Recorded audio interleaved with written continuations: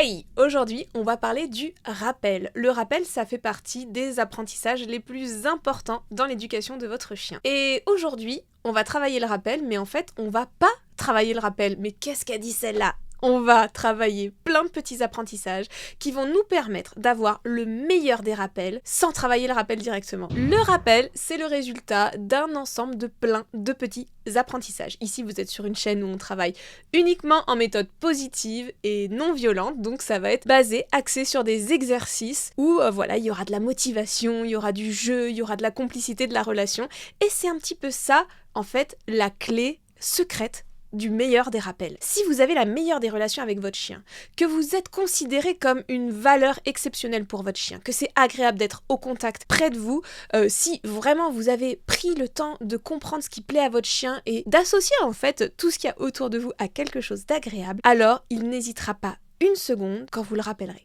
Alors comme je vous disais, le rappel, c'est le résultat d'un ensemble de plein de petits apprentissages, et ici dans cette vidéo, on va vous expliquer comment travailler chacun d'eux indépendamment. Et c'est le travail de chacun de ces petits apprentissages, de ces petits exercices en méthode positive, qui vont faire que vous allez pouvoir avoir le meilleur des rappels, enfin pas vous, votre chien, mais sans le travailler directement. Et vous allez voir, il n'y a pas que le rappel qui va être meilleur, il y a toute la relation avec votre chien. Pour avoir un bon rappel, en fait, il faut travailler la relation, la complicité, le jeu, la zone de contact à forte valeur, le renoncement à l'environnement, le suivi naturel, le focus, la connexion, la prise au harnais, la prise au collier et aussi le signal vocal acquis et qui sera associé bien sûr de façon positive et avec une haute énergie. Alors c'est vrai que quand on va à l'extérieur, l'environnement peut avoir énormément de valeur pour les chiens en général. Il y a des odeurs, il y a des copains, il y a des humains, il y a des jeux, il y a des interactions. Bref, il y a la possibilité de renifler, de se rouler, de sauter dans l'eau, de boire des flaques, enfin bref, de faire plein de trucs bien crado ou bien fun pour le chien. Dans ce contexte-là, ça va être très compliqué de pouvoir le rappeler en lui disant « Écoute, je te propose de quitter la plus belle des fêtes foraines pour venir auprès de moi et puis rien faire. » Hein? Non, on va essayer de faire en sorte que nous aussi, nous soyons la plus belle des fêtes foraines de notre chien.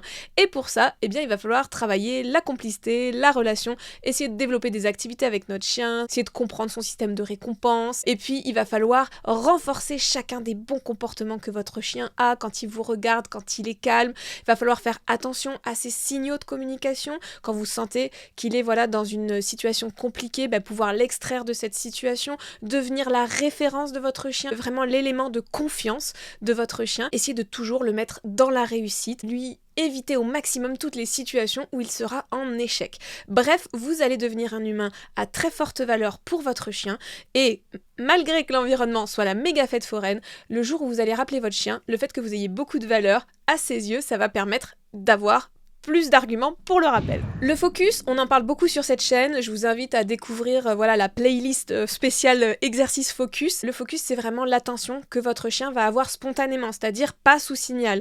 Le fait que votre chien fasse attention à vous, à votre trajectoire, et donc ça va être hyper important de travailler, de renforcer cette connexion et ce focus pour que vous fassiez partie de l'environnement de votre chien en extérieur et qu'il fasse attention à où vous êtes. Et bien sûr, il faudra renforcer chaque moment où il y aura un joli focus, une jolie connexion. C'est-à-dire que si votre chien, il fait attention à vous, qu'il est autour de vous, qu'il vous regarde, qu'il vous prend en considération, qu'il change de trajectoire quand vous changez de trajectoire, et si carrément il est dans un suivi naturel et qu'il vous suit, vous pouvez renforcer tous ces moments-là dans votre balade, ce qui fait qu'on va avoir une zone de contact à forte valeur, car plus vous allez renforcer des choses autour de vous quand votre chien sera proche de vous, plus la zone de contact autour de vous sera à forte valeur. Hyper important, l'écoute. On va essayer de faire les balades les plus silencieuses possibles pour nous les humains et on va pas parler pendant toute la balade au chien, lui raconter plein de choses, commenter ce qu'il est en train de faire, le rappeler 10 000 fois, voilà. On va essayer de faire la balade la plus silencieuse possible,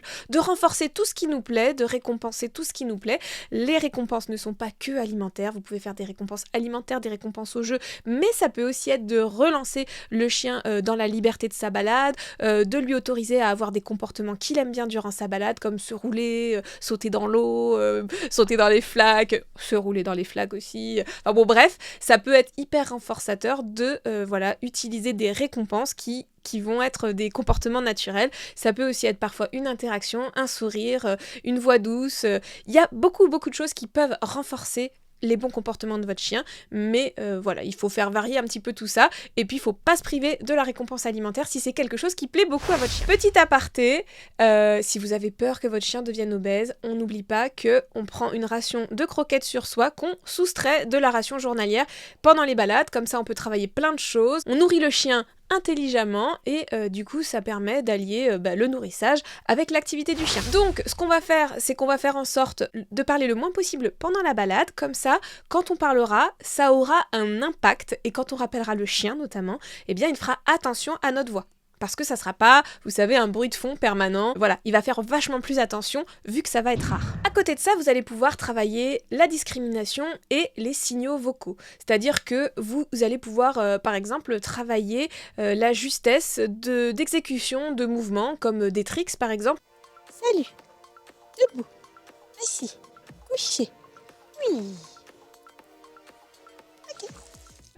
Et donc, si vous avez mis des signaux sur des actes, sur des comportements, plus le chien va être rapide, plus vous allez pouvoir le récompenser rapidement, et vous allez pouvoir aussi faire varier les valeurs des récompenses pour augmenter sa motivation, sa vitesse d'exécution. Tout ça, c'est des choses que vous pouvez aussi retrouver sur la chaîne. On vous mettra bien sûr toutes les vidéos en description. Le renoncement, on n'en parle pas si souvent, et pourtant, on en parle souvent sans dire le mot dans nos vidéos, et notamment dans tout ce qui va être autocontrôle, refus d'appât. C'est vraiment la base du refus d'appât, c'est-à-dire apprendre à renoncer à quelque chose de super agréable, et ça ne se fait pas naturellement chez le chien, ça se travaille. Je vous encourage vraiment à aller voir notre vidéo sur le refus d'appât en autocontrôle et toute notre playlist d'ailleurs sur les autocontrôles. Ça aidera vraiment le chien à accepter le renoncement, à apprendre le renoncement, qui est vraiment un apprentissage indispensable pour avoir le meilleur des rappels. Ça lui apprendra aussi à mieux gérer sa frustration, et ça, c'est pas des moindres. La prise au harnais ou la prise au collier est indispensable à travailler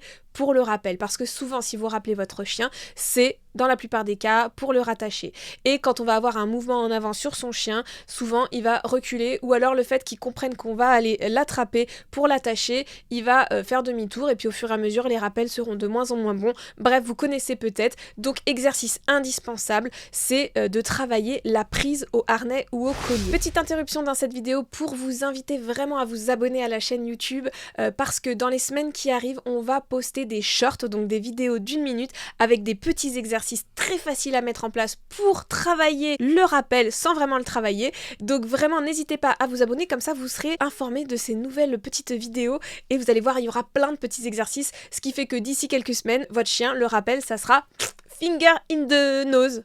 Ouais, si, ça doit se dire aussi pour les chiens.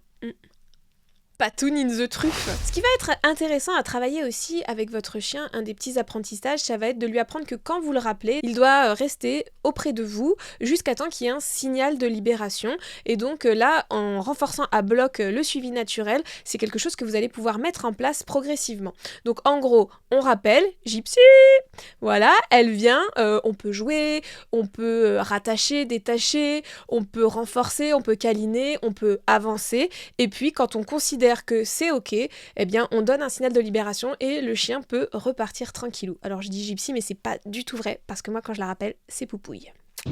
Et cette laisse, il faut que notre chien il comprenne que ce n'est pas une fin en soi, que c'est pas parce qu'on met la laisse que tout le fun va disparaître. Donc n'hésitez pas à apprendre à votre chien que quand vous lui mettez la laisse, il peut y avoir plein de trucs cool qui se passent, comme des fouilles de friandises au sol, comme du jeu, comme des tricks, comme on court, enfin bref, on peut faire plein de trucs très chouettes, même des câlins quand il y a la laisse. Il faut pas que la laisse soit assimilée à la méga frustration de « Ok, t'as plus le droit de rien faire en balade ».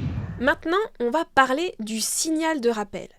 Parce que c'est hyper important de bien choisir son signal de rappel. Et le nom du chien, c'est pas ok pour que ça soit le signal du rappel. Il faut le dire une seule fois pour que ça reste impactant.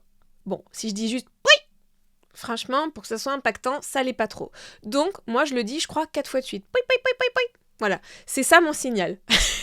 Il faut que ce signal soit toujours le même. Il faut que ça soit un mot qui soit pas utilisé, un mot pouille pouille pouille, c'est pas un mot. Faut que ça soit un signal qui soit pas utilisé dans votre quotidien. Comme ça, la distinction du signal, elle est beaucoup plus rapide. Et entre nous, j'ai pas encore vu beaucoup de gens dire la même chose pour appeler leur chien. Donc, même s'il y a différents chiens et que je fais ce petit bruit, en général, il y a que la mienne qui revient. Chou. Yes. Ok. Chou. Oui. C'est bien ça. Oui. Ouais. Ok.